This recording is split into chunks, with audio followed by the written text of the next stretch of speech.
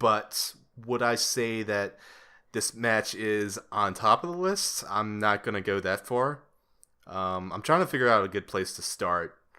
WLC.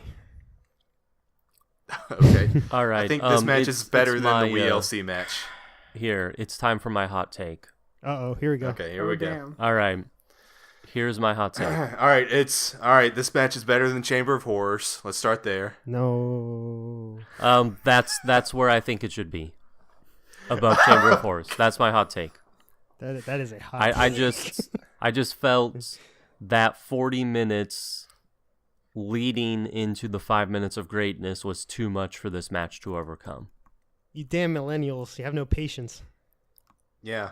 I mean, I enjoy matches that are long, but this was not an enjoyable long match. And I mean, I know that I'm going to be outvoted, but I want to say I just didn't think this was an enjoyable match. I would rather watch the Inferno match between Undertaker and Kane over this match. I started out the show saying that this match is going to be better than the other Greensboro Coliseum match that we have on this list. But now you're... Oh, man. Yeah, I know.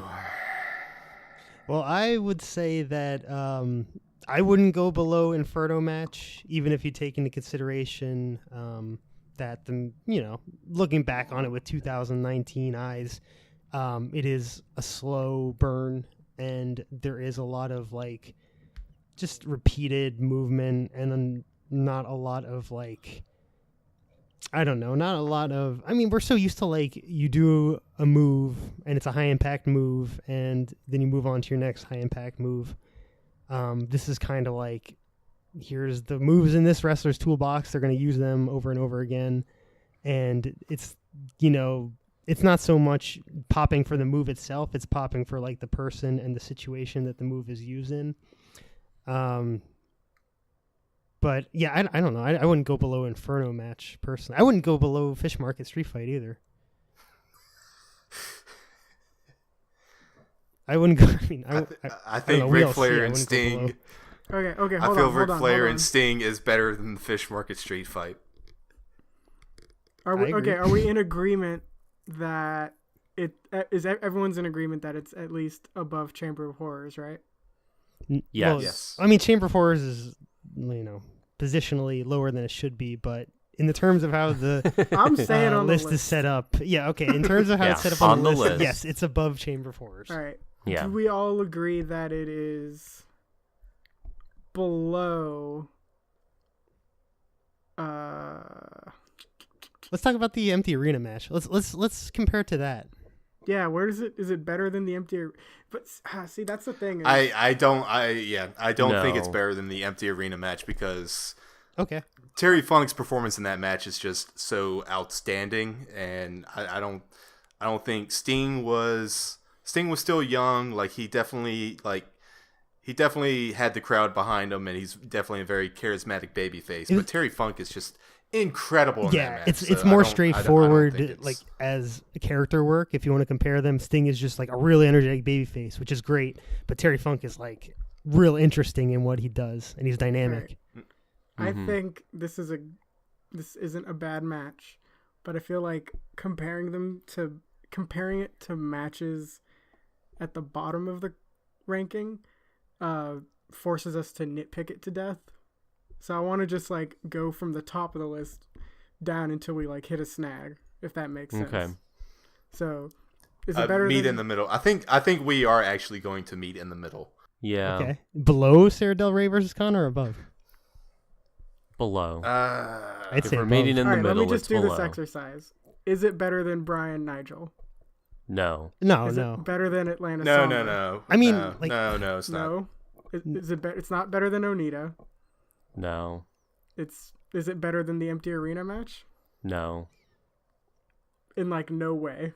No way. That's kind of crazy. Well, I mean, it is better. It is better, but I think the things that were knocking against it drag it down. Yeah, I think if we're comparing the overall empty arena match and everything that went into it versus everything that goes into Flair Sting, empty arena match is better, hands down. Okay. Is it better than Suzuki Mecha Mummy? No. Damn. I think it is. Derek? Now that I'm thinking about it in the way Suzuki Mecha Mummy. Now that we're going down the list, Hank, now I'm It's thinking crazy like to think way about it that higher. way. Yeah, now I'm thinking it's way higher than middle of the list. So I think if we end up doing this, then every single Ric Flair match is going to be in the upper tier. If we're kind of, that Ric Flair template match. Mm-hmm. Obviously, I think, if we ever do Flair and Steamboat, everybody has their personal preference. I like 3 the most, but I think most people say 1's the best. If we end up doing that, I think that definitely gets up there. There isn't that much that stands out in this match. Okay. And, Lawler Funk, that entire match stands out to me. Suzuki Mecha Mummy stands out as a really, really well done comedy match. I think Necro Butcher and Samoa Joe just stands out as, this barbaric, violent match. Yeah. Right.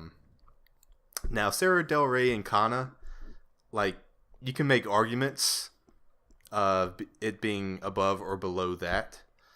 And I think it's absolutely. I think it's absolutely above it. I think bare minimum this match. Now that I'm really thinking about it, I think bare minimum this match is 7. Bare minimum.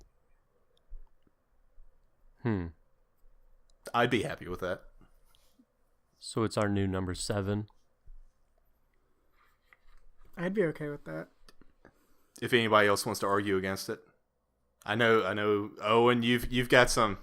I mean, I know that I'm not going to get it as low as I think it believe it to be. I'm not going to say should be, but I think it being in the middle, I think it's good. I think it should go above Necro Butcher and Joe, actually. I know I was the outlier on the huge fan of the Necro Butcher and Joe match.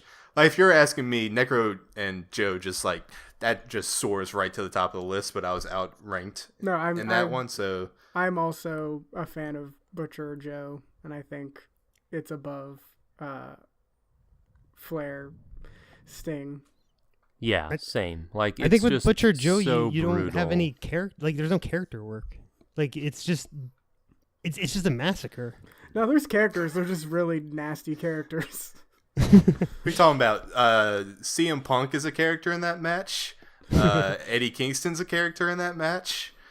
Rob Naylor is a character in that match. Necro Butcher is an undying swamp person, and Samoa Joe is rising to the occasion to try to murder this swamp person. All right, it's starting to sound like number 7 is the right spot for Flair and Sting. Yeah. All right. Any other objections, or going once? Is this final? Yeah, I think I don't think there's much I can say. Yeah. I also just remembered I wanted to give a shout out to JJ Dillon, because all throughout this match they just kept cutting up to that cage and he was waving his hands and screaming the whole time. So props to committing to the bit. All right. Sounds like Ric Flair and Sting is our new... Hey, it's our new number 7 match, and it's Ric Flair's 70th birthday. And Fish Market Street Fight is no longer a top 10 match. Oh. Well, end of an era. Well, it's a top 15 match still, so there we go. Well, so are the Gracies. There we go. Oh, yeah, that's right. So that's going to do it this week. Next week, we had a user-submitted match. Unfortunately, the user did not put his name in the submission. Please do that. But he did submit a good one that we are going to cover. It is Mike Awesome versus Masato Tanaka in ECW. Oh, crap. Heatwave what was the pay-per-view name? It wasn't November to 99. And it was November to Dismember, right? Yeah. Okay. We are confirming Mike Awesome versus Masato Tanaka, November to Dismember 1999 is the next match on episode number 16. So is that check where they back got that in. Name from? Wait, what? From December November to Dismember. Oh yeah, from this match, yeah.